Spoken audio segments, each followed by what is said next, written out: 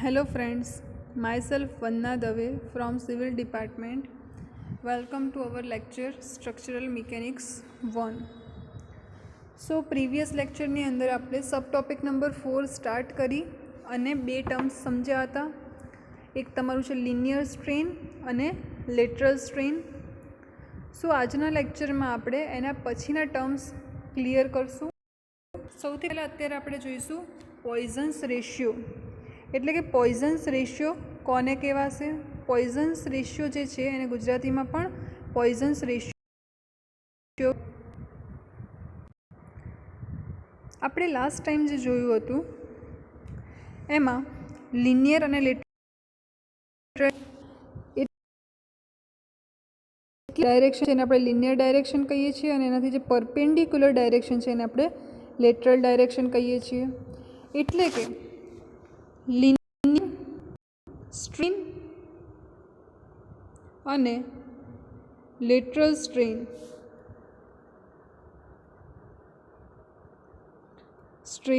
સમજ્યા હતા આપણે. સો હવે આપણે જોઈએ તો પોઈઝન્સ રેશિયો કોને કહેવાશે? તો સૌથી પહેલાં જે લિનિયર ડાયરેક્શન છે એનું બીજું એક નામ છે લિનિયર લોંગિટ્યુડનલ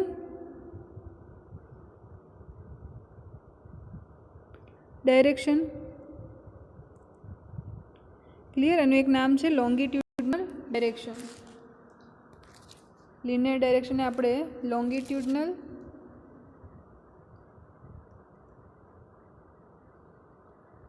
ડાયરેક્શન કહીએ છીએ.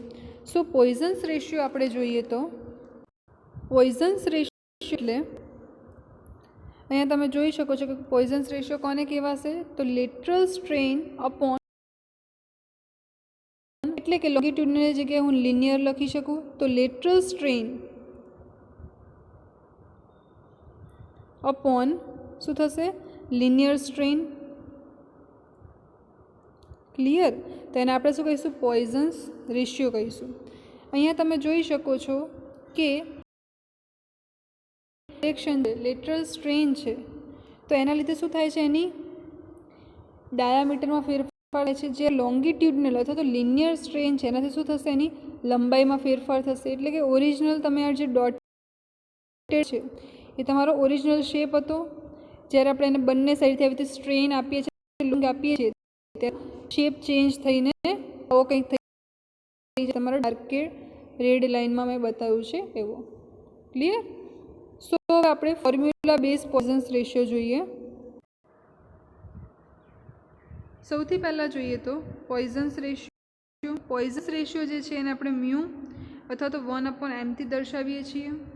એટલે કે લેટરલ સ્ટ્રેન અપોન લિનિયર સ્ટ્રેનનો રેશિયો જ્યારે કરીશું તો આપણને શું મળશે? પોઈઝન્સ રેશિયો મળશે. હવે પોઈઝન્સ રેશિયોને મ્યુ અને 1/m થી દર્શાવાય. આ ટર્મ બહુ જ બધી વખત તમારી એક્ઝામની અંદર પૂછાયું છે. ક્લિયર? સો આપણે જોઈએ તો મ્યુ ઇક્વલ ટુ 1/m થશે.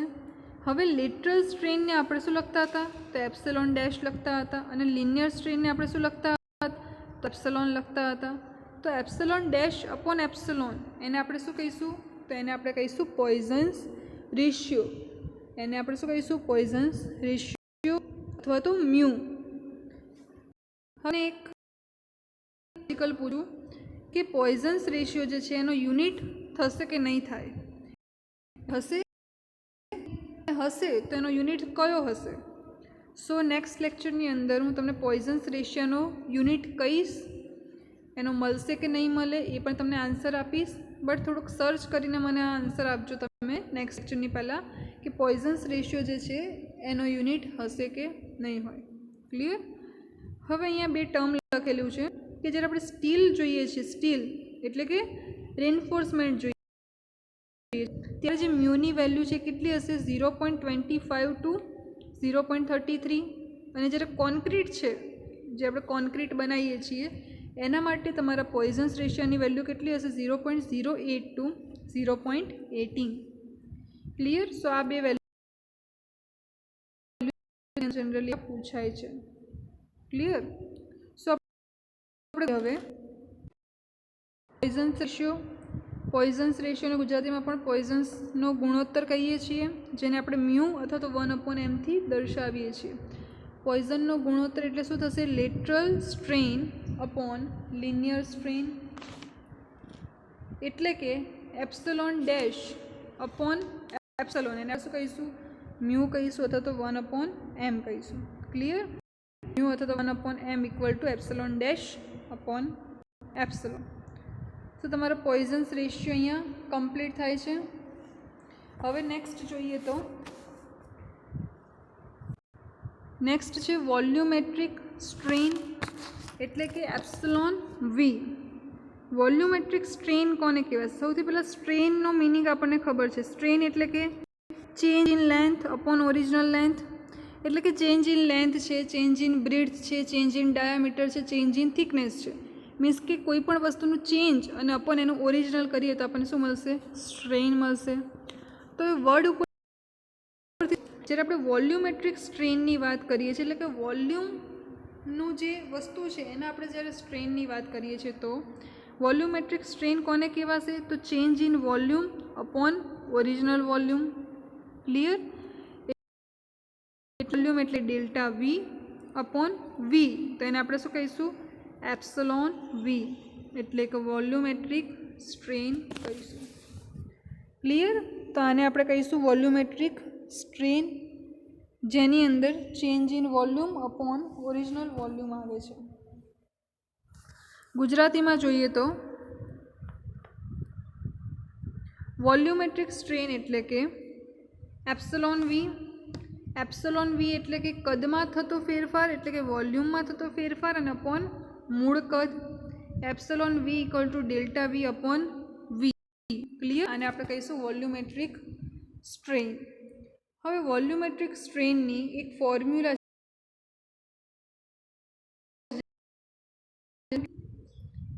એપ્સલોન અને મ્યુ એટલે કે પોઈઝન્સ રેશિયો, એ બધા વચ્ચેનો એક રિલેશન આપેલો છે. તો તમારે યાદ રાખવાનું છે કે ઇક્વલ ટુ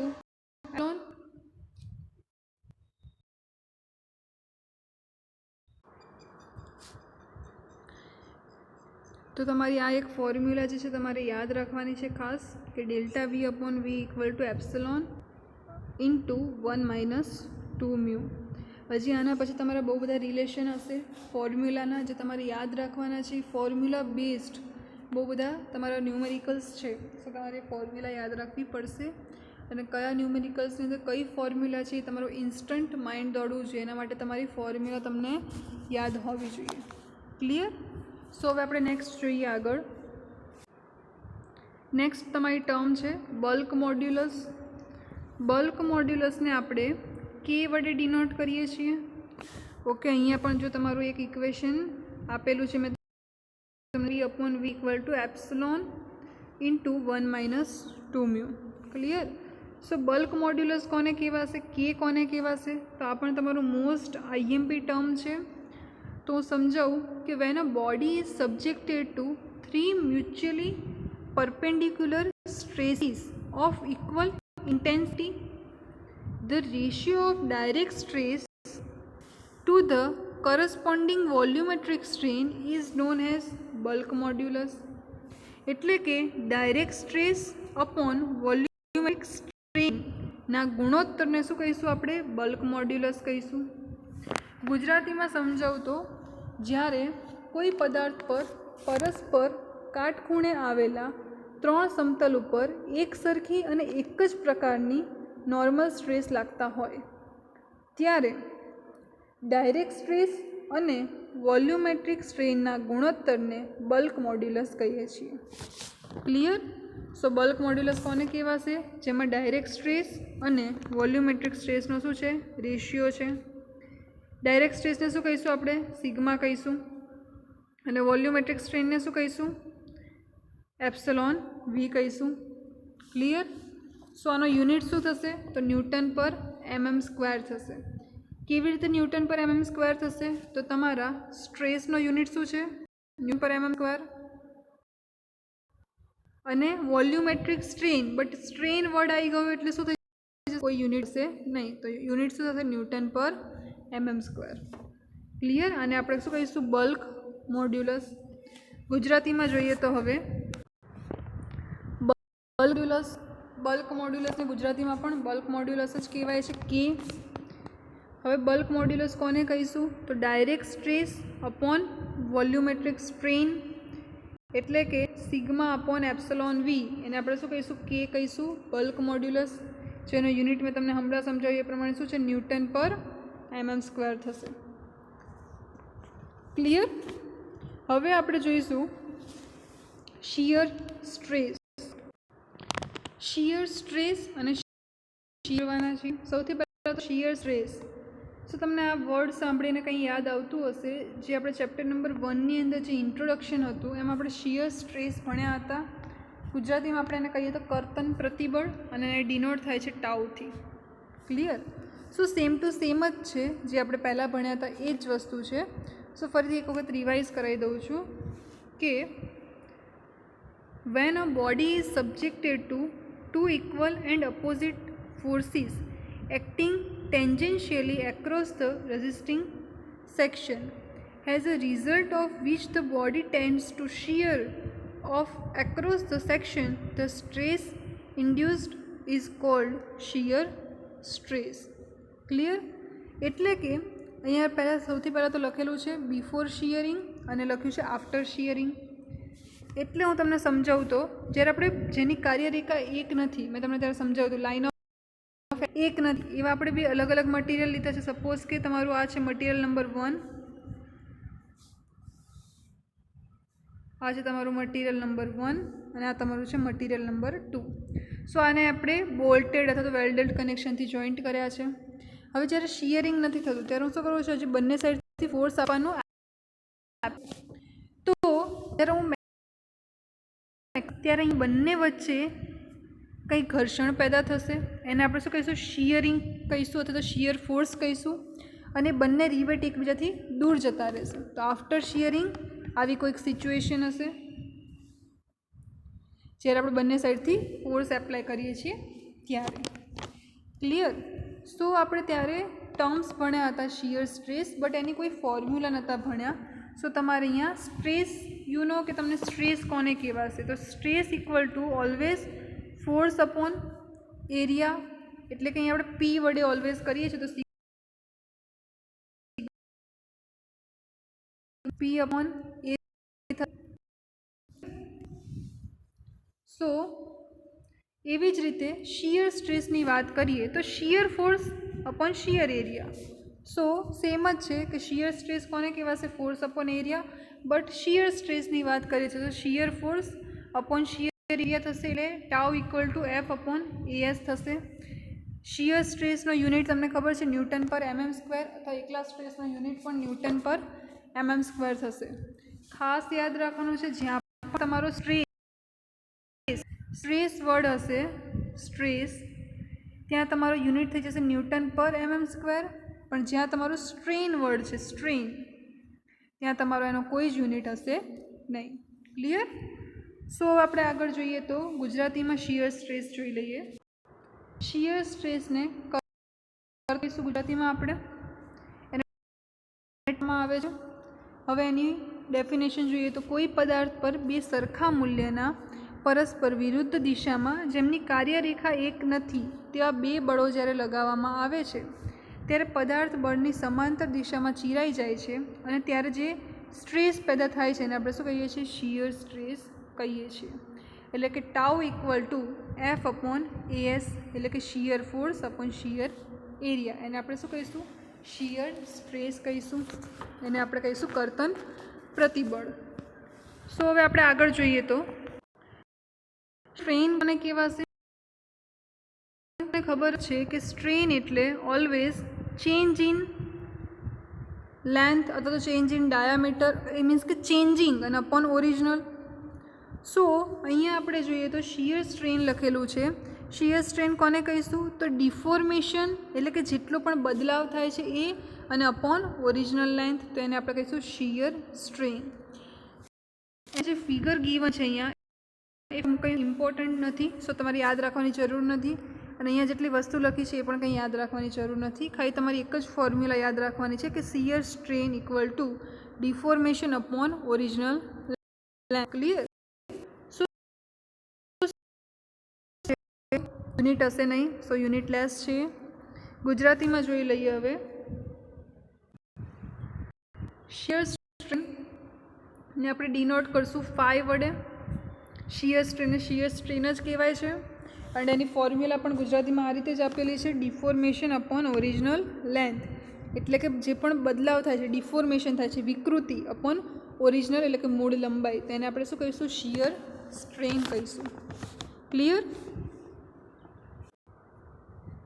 સો આપણે જલ્દીથી રિવાઇઝ કરી લઈએ. આપણે સૌથી પહેલાં જોયું પોઈઝન્સ રેશિયો. તો પોઈઝન્સ રેશિયો કોને કહેવાશે?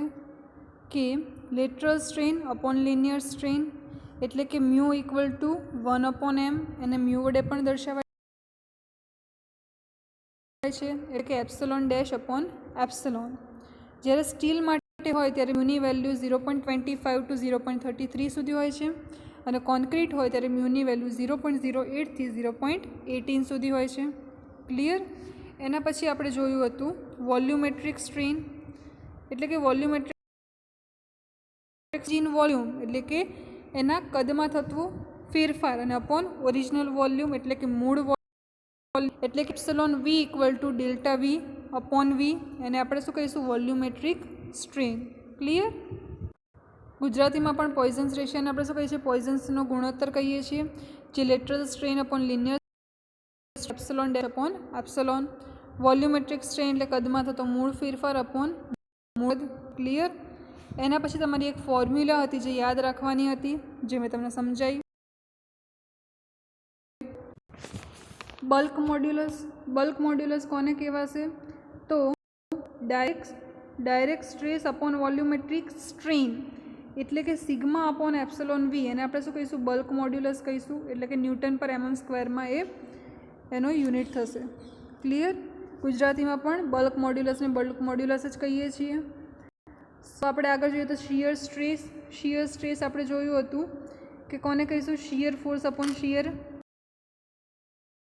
એટલે કે tau equal to F, unit છે ન્યૂટન પર mm સ્ક્વેર.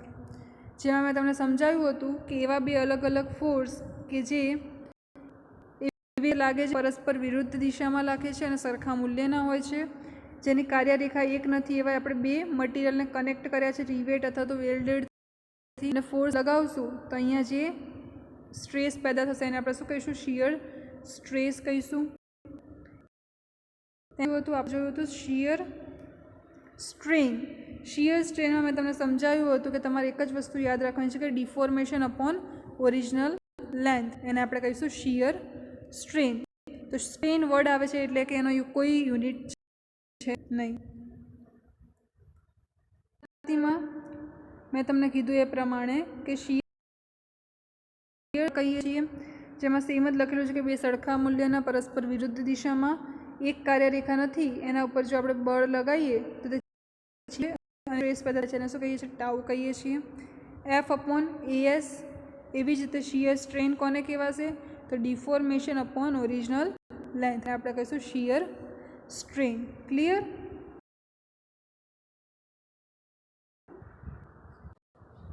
સો તમારો ક્વેશ્ચન છે define Poisson's ratio, bulk modulus, volumetric strain અને શિયર સ્ટ્રેસ. એટલે કે સમજાવો પોઈઝનનો ગુણોત્તર, બલ્ક મોડ્યુલસ, વોલ્યુમેટ્રિક સ્ટ્રેન અને કર્તન પ્રતિબળ. સો આ તમારે લખી અને મને નેક્સ્ટ લેક્ચરમાં સબમિટ કરાવવાનું છે. So to be continue in the next lecture. Thank you for the watching.